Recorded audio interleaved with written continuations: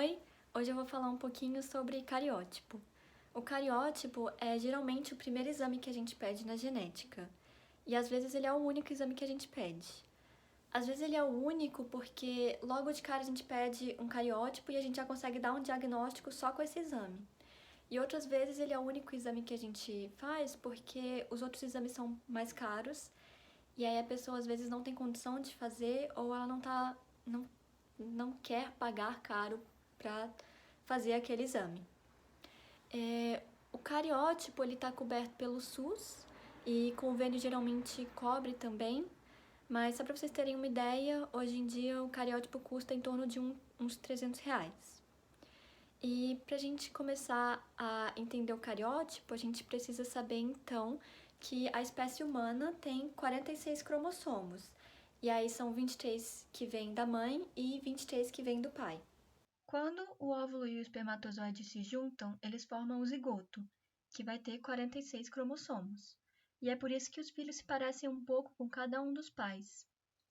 Essa célula única, ela vai se dividir em 2, depois vai se dividir em 4, depois em 8, até formar o bebê e o adulto, que vai ter bilhões de células. A gente pode assumir que cada célula tem o mesmo grupo de cromossomos, já que todas as células que foram formadas se formaram a partir daquela primeira célula inicial, que foi se dividindo cada vez mais. A gente pode fazer cariótipo com vários tecidos. O mais comum e o mais prático é fazer com linfócitos. Os linfócitos são células brancas que estão presentes no sangue e são responsáveis pelo sistema imunológico. Então, como elas estão presentes no sangue, basicamente tudo que você tem que fazer é coletar sangue normalmente. E para coleta de sangue não precisa estar em jejum, não precisa nenhuma preparação. E aí esse sangue vai ser levado para o laboratório. A pessoa que trabalha lá, eles vão selecionar as células brancas, vão cultivar elas, então eles vão fazer elas crescerem e se multiplicarem, né? Isso dura mais ou menos uns 3 dias para elas crescerem o suficiente. E aí eles vão pingar um pouquinho dessa amostra de células brancas numa lâmina e vão colocar no microscópio.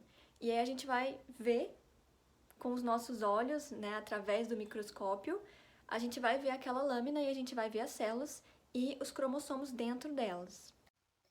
A pessoa que analisa o cariótipo, ela vai ver os cromossomos todos bagunçados dentro da célula, bem assim. Mas existem programas que conseguem organizar os cromossomos em pares. E aí é ótimo para poder explicar a genética para as pessoas, porque a gente pode mostrar cada cromossomo assim. Eu acho que fica bem didático. Não dá pra gente saber se o cromossomo é do pai ou da mãe, vendo o cariótipo, mas cada par tem um que veio do pai e outro que veio da mãe. Então aqui, por exemplo, a gente pode ver o cromossomo 1 e a gente pode assumir que um é do pai e o outro veio da mãe. Aqui seria o cromossomo 2, cromossomo 3, 4 e por assim vai até o 22. Então, se a gente contar, né, 22 pares de cromossomos, a gente vai ter 22 vezes 2, que dá 44, e os cromossomos sexuais, né? 45, 46. Então, a espécie humana ela tem 46 cromossomos. O último par, esse daqui, que são os cromossomos sexuais, são eles que definem o sexo biológico do bebê. Então, as mulheres vão ter 2 cromossomos X, esse daqui, e os homens vão ter um cromossomo X e um cromossomo Y. Então, a gente pode entender, né, a partir desse cariótipo, que esse cariótipo é de um homem, porque ele tem um cromossomo X e um outro Y. E aí a gente pode ver também que o cromossomo X ele é bem maior e tem muito mais genes do que o cromossomo Y. O cromossomo Y ele quase não tem genes. E é por isso que tem pouquíssimas doenças que são causadas através da herança do cromossomo Y. Bom, eu disse que esses 2 cromossomos, né, o X e o Y, são os cromossomos sexuais, né? E aí, os outros cromossomos, a gente também classifica eles, só que a gente chama eles de autossomos. Então, é por isso que a gente caracteriza algumas doenças como sendo de herança autossômica.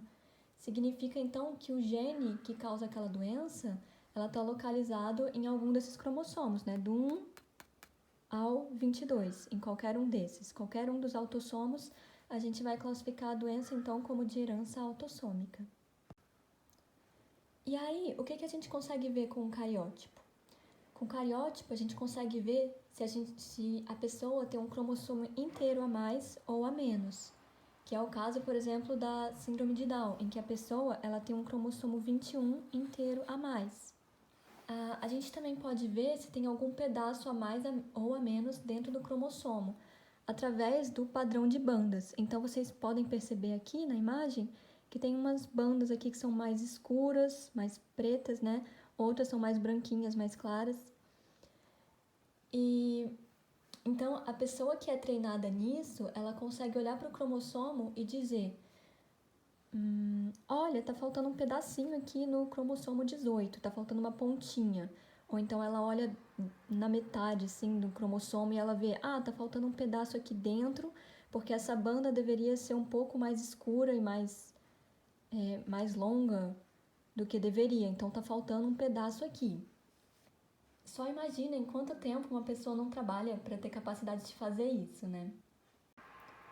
Uma das maiores vantagens do cariótipo é que ele permite que a gente enxergue translocações. E uma translocação é, resumidamente, quando um pedaço de um cromossomo se separa e se gruda em outro. Isso pode acontecer com cromossomos inteiros também. Por exemplo, o cromossomo 21, que ele é pequeno, né? Ele pode, por exemplo, se grudar em um pedaço de outro cromossomo, por exemplo, um cromossomo 15. Para servir de exemplo, aqui tem o cariótipo de uma pessoa com síndrome de Down. A síndrome de Down é uma síndrome em que a pessoa tem um cromossomo 21 a mais. Aí, aqui na imagem, a gente pode ver o cariótipo da pessoa, a gente pode ver um cromossomo X e um Y, então é um homem. E a gente pode ver os dois cromossomos 21 ali abaixo, nas duas setinhas.